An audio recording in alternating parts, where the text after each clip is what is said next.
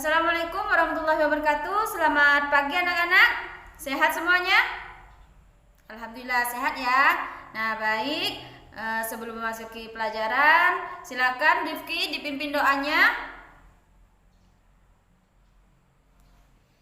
Oke baik. Anak-anak, masih pagi kok sudah lemas?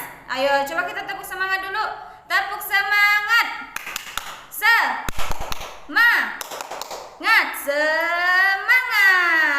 Oke, semangat ya anak-anak. Nah, hari ini siapa yang tidak hadir anak-anak? Hadir semua ya?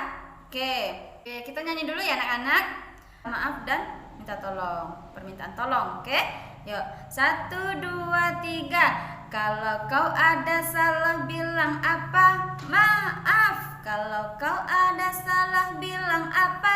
Maaf. Kalau kau ada salah, apa yang kau lakukan? Kalau kau ada salah bilang apa? Maaf. Oke, sekarang permintaan tolong. Kalau butuh bantuan bilang apa?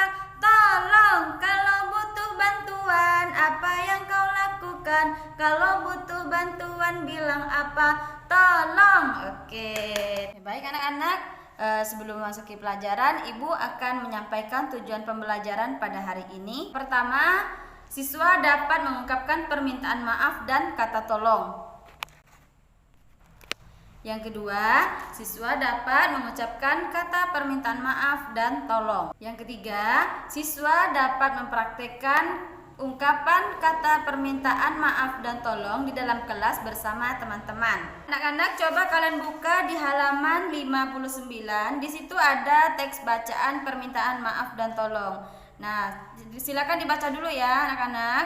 Jadi, kalian sudah menyimak kawannya yang sudah membaca permintaan maaf dan kata tolong. Baik, Ibu akan menjelaskan ungkapan permintaan maaf. Permintaan maaf biasanya diucapkan saat melakukan kesalahan. Jika berbuat kesalahan, segeralah meminta maaf. Gunakan kata maaf ketika kita meminta maaf. Maaf harus diucapkan dengan santun dan menggunakan nada yang lembut. Tujuannya apa? Yaitu agar orang yang mendengarnya dapat menerima permohonan maaf kalian. Kamu dapat menanggapinya kembali dengan mengucapkan terima kasih ya. Misalnya saat minta maaf gunakan kata maaf. Kemudian saat meminta maaf kamu juga harus tulus dan bersungguh-sungguh. Anak-anak, Ibu akan memberikan contoh di gambar. Gambar ini merupakan seorang anak yang sedang meminta maaf kepada temannya. Nah, sekarang Ibu akan menjelaskan ungkapan permintaan tolong. Nah, anak-anak, pernahkah kalian mendengar seseorang berbicara atau menulis sesuatu yang diawali dengan permintaan tolong?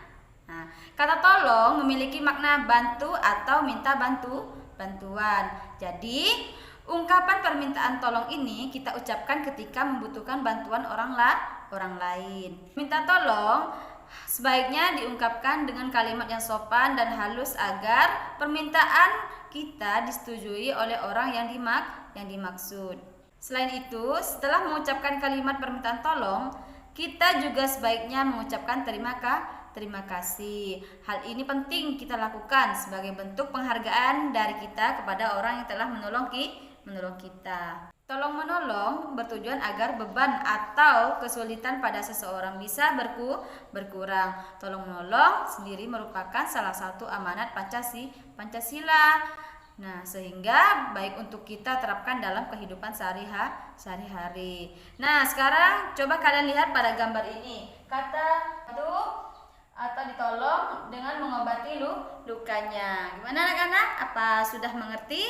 Nah, anak-anak, kalau sudah paham, Ibu akan memberikan tugas pada kelompok menjadi 4 kelompok. Nah, Ibu akan memberikan tugas yang ini gambar, berikanlah warna merah untuk perkataan maaf dan kuning untuk perkataan tolong pada kotak yang sesuai dengan masing-masing gambar. Satu-satu untuk mempraktekkan kata permintaan maaf dan tolong. Oke? Ibu akan ke kelas 3 dulu. Kalian jangan ribut ya. Assalamualaikum warahmatullahi wabarakatuh. Selamat pagi anak-anak. Sehat semuanya? Alhamdulillah sehat ya. Nah, baik anak-anak, sebelum memasuki pelajaran, silakan Gistan dipimpin doanya terlebih dahulu.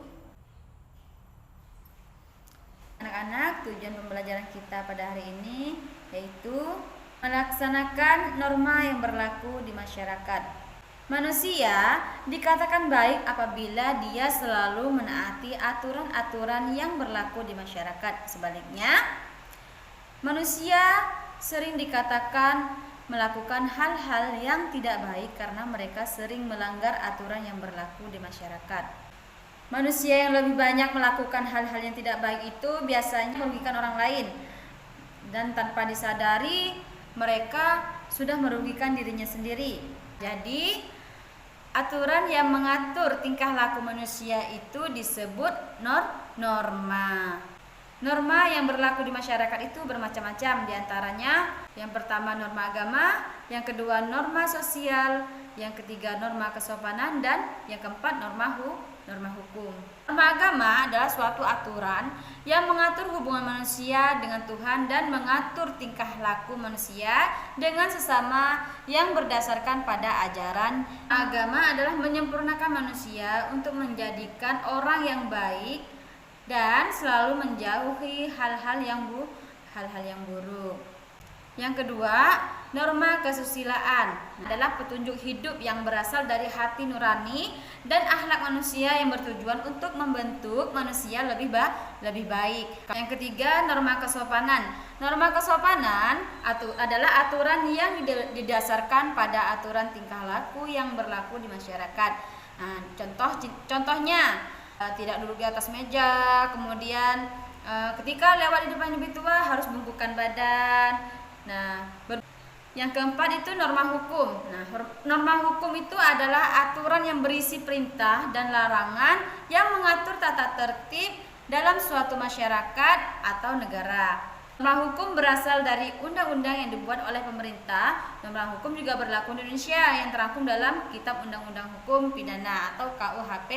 Nah, Ibu akan memberikan contoh agama, contoh norma di masyarakat yang berkaitan dengan agama. Misalnya di sekolah berdoa tiap mau belajar, di rumah menjalankan ibadah bersama-sama keluarga. Kemudian di masyarakat mengajar kebaikan dan mencegah keburukan. Kemudian contoh norma kesusilaan. Nah, contoh di sekolah jujur dalam ulangan dan tidak membeda-bedakan teman. Kemudian kalau di rumah adil terhadap adik-adik kita. Nah, kalau di masyarakat menjaga pergaulan antara wanita dan laki-laki. Contoh norma kesopanan. Kalau di sekolah menghormati guru, kalau di rumah ramah dan bertutur kata santun terhadap orang tua. Kalau di masyarakat menyapa orang lain yang kita kenal, misalnya bertemu di jalan kita sapa. Dan contoh norma hukum di sekolah, misalnya menaati aturan sekolah dalam berseragam dan masuk kelas tepat waktu. Kemudian yang di rumah tidak menyiksa dan tidak menganiaya anggota keluarga. Kalau di masyarakat taat rambu-rambu lalu lintas, pajak, dan undang-undang. Baik anak-anak, ini merupakan salah satu contoh dari norma agama, norma kesusilaan, norma. Livia berikan contoh norma kesopanan. Iya, ketika berjalan di depan yang lebih tua harus bungkukkan badan. Oke, bagus. Bagaimana anak-anak atas penjelasan yang Ibu berikan dengan gambar-gambar dan contoh yang telah diberikan teman kalian? Apakah sudah mengerti? Ya, bagus, sudah mengerti ya. Ya, nah sekarang Ibu akan memberikan tugas kalian kerjakan.